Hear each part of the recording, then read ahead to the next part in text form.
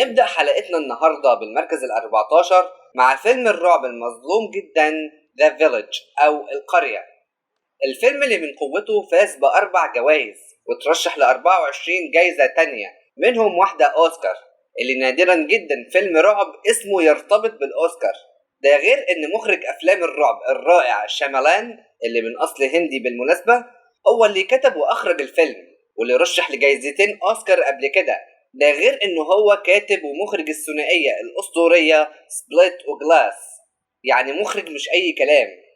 ده غير الفيلم نفسه كمان مليان نجوم: خواكين فينيكس وادريان برودي وسيجورني ويفا وويليام هيرت وغيرهم الكتير من النجوم.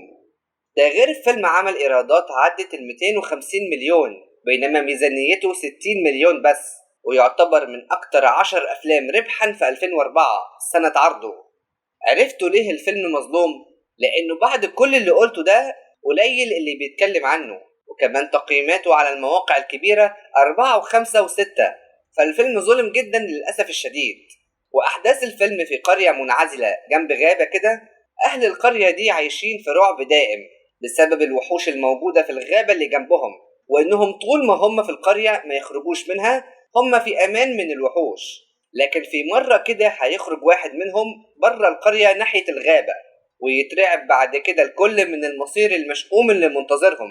وهتحصل حوارات وصراعات كتيرة ما بين الشخصيات، رومانسية وحقد، وفي النهاية هيعرفوا حقيقة القرية دي وحقيقة أو سر الغابة ووحوشها.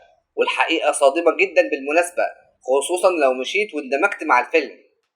بصراحة أنا اتحمست للفيلم ومش عارف الفيلم ناقصه إيه علشان ينجح.